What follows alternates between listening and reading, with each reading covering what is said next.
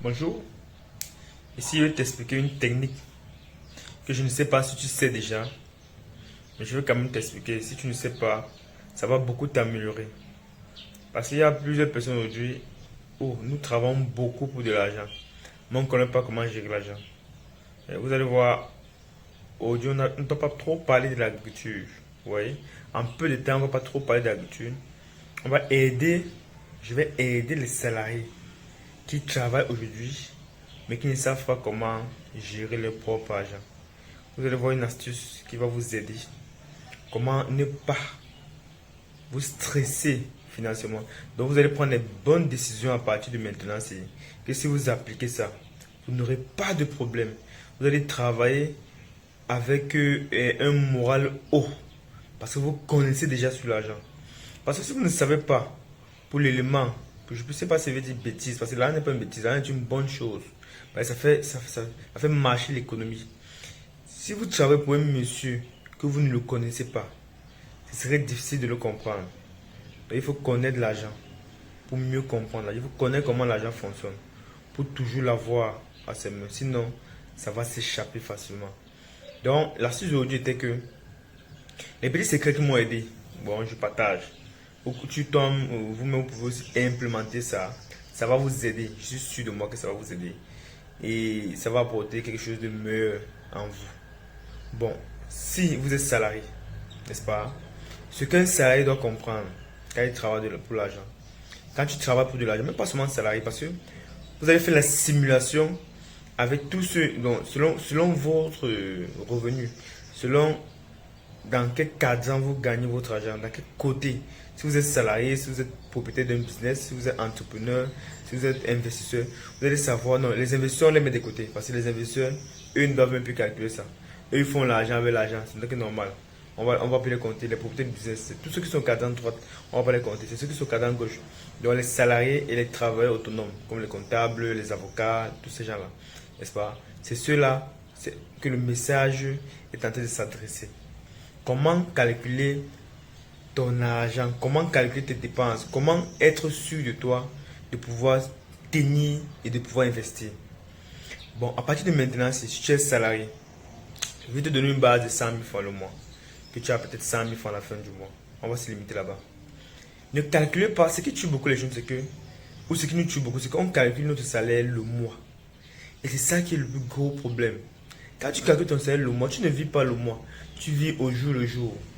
Si tu ne connais pas la quantité de ton salaire journalier, forcément, il y a les dépenses que tu vas faire, tu ne vas pas t'en rendre compte.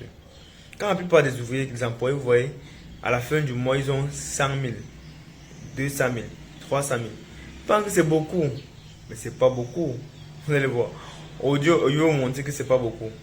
Et vous allez apprendre maintenant à calculer votre argent jour. Et quand vous allez calculer votre argent jour, vous allez faire comme les riches font. Là, vous allez mettre de côté. Après, vous allez commencer à investir facilement.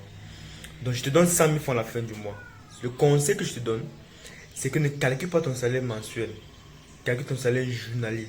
Moi, j'ai commencé à calculer mon salaire chaque jour. Vous voyez, quand tu connais ton salaire jour et les dépenses que tu ne fais pas, je prends un exemple. Je te donne 100 000 francs à la fin du mois. La première chose à faire, c'est de calculer ton salaire jour. Qu'est-ce que 100 000 francs représente en une journée? Tu prends une machine, tu tapes 100 000 francs divisé par 30 jours. Parce que tu vis 30 jours. On prend un mois de 30 jours, ils sont 31 jours. Ça va te donner dans les 3333. Bon, on va prendre dans 3300. Ça, c'est ça ton salaire journalier. Si tu touches 100 000 francs à la fin du mois. Maintenant, il y a les dépenses que tu ne vas pas faire. Parce que tu connais que par jour, ta journée, c'est 3300. Maintenant, tu viens, tu te demandes. Ça, c'est quand tu veux commencer à améliorer ta situation financière. Quand tu veux commencer à améliorer ta situation, tu te demandes, bon, dans les 100 000 francs, dans les 3 300 là que je gagne par jour, si j'ai un crédit à la banque, si vous avez un crédit à la banque, peut-être la banque vous coûte peut-être 30 000 francs. Prenez la machine, tapez 30 000 francs, divisé par 30 jours, ça va faire 1000 francs. Donc dans les 3 000 que je gagne, il y a d'abord 1000 francs qui partent de côté chaque jour, qui est le remboursement de mon crédit ou de mon hypothèque. Ça va même vous aider de ne pas prendre n'importe quel crédit quand vous faites cette action-là. Maintenant, Quand on a une hypothèque de 1000 francs à payer par jour, il reste combien? Il reste 2300. Tu vas prendre la lumière et l'eau. Bon, la plupart des charges variables, tu vas un peu surestimer. Parce que les charges variables, ça peut, si tu prends moins et que tu as plus, tu es asphyxié. Ne prends pas moins, prends toujours plus. Si tu payes peut-être la lumière 5000 francs avec l'eau, tu mets même à 8000. Si tu payes 8000, tu mets 10 000. Dans les 10 000 francs, tu divises 10 000 francs par 30. Ça va venir diminuer. Je ne sais pas si on se comprend. Ça va faire, disons, dans les 300. Il va rester 2300. Ça va diminuer 300. Il va rester 2000. Les 2000 là, c'est ce qui reste quand tu as payé ton hypothèque, tu as payé ton eau, ta lumière. C'est pas terminé. Qu'est-ce qu'il faut payer? Il faut payer à manger. Il faut la ration alimentaire. On peut manger combien par jour? Prenez une base de 30 000 francs par jour et par mois. On peut consommer 30 000, on peut remplir le frigo avec 30 000 francs. Pour un couple d'un enfant peut-être, je ne sais pas si c'est même très petit. Mais quand on veut commencer à construire sa vie, on doit très minimiser les charges. Vous divisez encore 30 000 francs par 30. Ça fait 1000 francs encore. Donc dans les 2000 là, 1000 francs sautés, il manque 1000 francs par jour qui restent. Vous voyez comment votre salaire déjà de 100 000 francs, que vous pensez que c'était beaucoup au départ, c'est en train de diminuer. Ça va maintenant faire qu'au fur et à mesure, il y a beaucoup à payer, c'est pas ça. Il y a la location à payer. Si vous voulez peut-être 30 000 francs le mois, ça fait 1000 francs. Vous êtes en ruine. C'est-à-dire que si vous avez une hypothèque de 30 000 à payer, vous avez à manger 30 000 francs. Vous n'allez pas le 30 000. Sinon, vous allez travailler seulement pour payer les factures. Là, on va diminuer. Donc, vous voyez que c'est cette décision que vous permet, que vous fait de diminuer les dépenses sans savoir. Mais quand vous commencez à calculer votre salaire journalier, je vous assure, ça aide énormément à ne pas dépenser l'argent n'importe comment. Vous allez au supermarché, vous êtes en train de faire les achats, vous êtes en train de faire les courses, acheter les habits, acheter les vêtements, acheter le carburant, payer, s'endetter pour acheter une voiture, pour acheter une maison, les choses qui ne produisent pas, pour acheter. C'est cette décision qui vous permet d'éviter de faire les dépenses n'importe comment. Quand vous allez vouloir acheter peut-être, je peux dire peut-être un bonbon ou peut-être une sucette ou peut-être un hamburger ou supermarché, je ne sais pas. Vous allez dire, mais il me reste combien? J'ai à consommer, il me reste par jour, il me reste 1000 francs ou 500. Si je consomme ça, ma journée est néant. Ça veut dire que, ma journée est néant. Ça veut dire que vous avez résolu un problème quand vous calculez votre salaire jour. Ah, c'est un conseil que moi je donne. Ne négligez pas.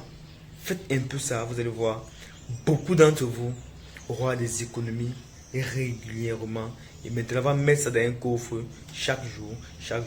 À une fin d'année, il aura un capital. Maintenant, il entre maintenant dans la cour des grands.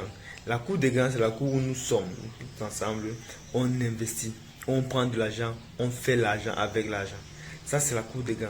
La cour des petits, c'est ceux qui partent faire l'argent avec leur temps. Parce que leur temps est limité. On n'a que 24 heures par jour. Tu ne peux pas travailler plus de 24 heures. Même si tu travailles 24 heures, il faut être un robot pour travailler 24 heures. Un autre humain peut travailler que 8 heures, à 10, à 12 heures, c'est acceptable. À 24 heures, si tu es un robot. Si tu es un robot, du courage. Mais on n'a que 24 heures. Mais même si tu es un robot, tu fais de l'argent sur 24 heures. Tu vois, ta rentabilité, tu es là dans la cour des petits. Parce que tu fais ton argent avec ton temps. Comment faire ton argent avec ton argent? Tu vas voir, parce qu'un or, l'or est comme l'aimant, l'argent est comme l'aimant, ça appelle les autres. Donc quand tu mets, si tu vois, d'autres viennent encore se rassembler, quand tu as bien mis, il faut connaître le yin et le yang, le bien et le mal, les deux là, il faut connaître ça. Quand tu mets ton argent, ça apporte d'autres argent. Si tu ne connais pas mettre, ça n'apporte rien, tu as échoué. C'est ça. Donc apprenons, la cour des grands, c'est ceux qui font l'argent avec l'argent, parce que le temps n'est pas défini. Et quand tu fais ton argent avec ton temps est défini parce que tu dois dormir. Quand tu dors, si tu as ouvert une boutique, aujourd'hui, le soir, peut-être à 18h, 19h, 20h ou 28h, tu as fermé la boutique. Quand tu fermes la boutique, tu ne fais plus l'argent. Quand tu fermes la boutique, quand tu dors, l'argent n'entre pas. Mais quand tu prends ton argent, tu investis avec l'argent. Quand tu as bien investi, peut-être dans l'agriculture. Quand tu dors, les plantes grandissent, ça mûrit, les papayes mûrissent, le poivre produit, les bananes plantées grandissent. Donc tu fais l'argent. Avec ça, c'est la cour des grands. L'agriculture n'est pas pour les petits, c'est pour les grands. C'est pourquoi les petits qui me suivent, quand ils veulent faire de l'agriculture, je les demande de faire comme eux. C'est-à-dire, comme ils sont petits, de faire petit. Là, ils n'auront pas de problème. Merci, c'est affirmature. J'espère que ça vous a aidé.